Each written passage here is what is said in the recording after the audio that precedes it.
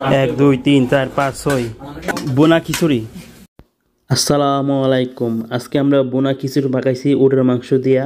তো সেটা আজকে আমরা খাবো এবং আপনার মাঝে শেয়ার করব। তো যাকে দেখতেছেন যে বোনা খিচুড়িগুলো বাড়তেছে, আজকে হচ্ছে তার পাক।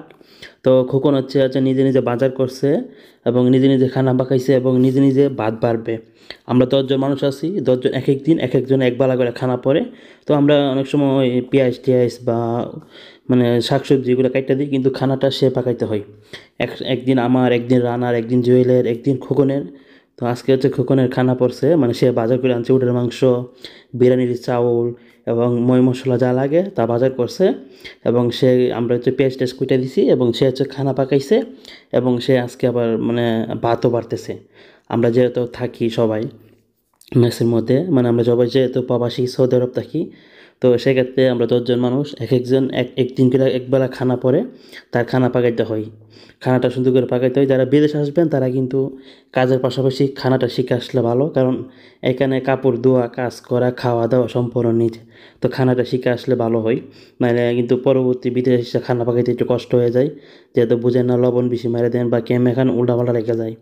তো আমরা যেহেতু প্রথম আসলাম পেছলায় মানে প্রবলেমে পড়ছি, কিন্তু আস্তে আস্তে আমরা সব কিছু শিখে ফেলছি আলহামদুলিল্লাহ। তো দেখতে পাচ্ছেন উটের মাংস দিয়ে মানে বোনা খিচুড়ি প্রথম খাইতেছি। কারণ হচ্ছে সৌদি আরব, আমি যখন শুনছি যে সৌদি আরব উটের মাংস নাকি অনেক দাম কম, মানে 25 রিয়াল করে। পরে আমি হিসাব করে দিই বাংলাদেশে মানে 800 টাকা, মানে 800 কেজি পড়ছে উটের মাংস। এত ব্যস্ত বাংলাদেশে তো মনে হয় ওই যে কী বলে গরুর মাংসও পাওয়া যায় না।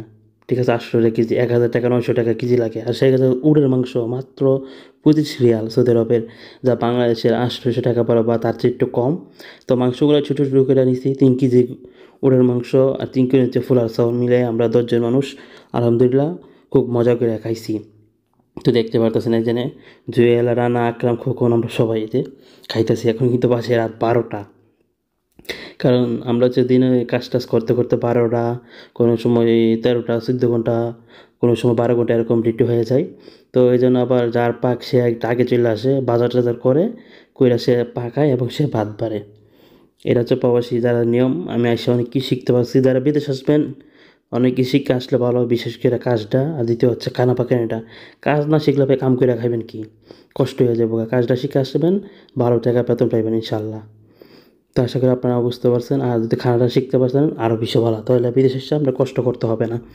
কিন্তু আমি আচ্ছা অনেক কষ্ট করছি ভাই খানা নিয়ে, মানে খানা পাকাইতে পারি না, ওইলে লবণ বেশি মারি, নাহলে লবণ কম মারি, আর নাহলে জাল বেশি মারি, একটা না একটা সমস্যা হয়।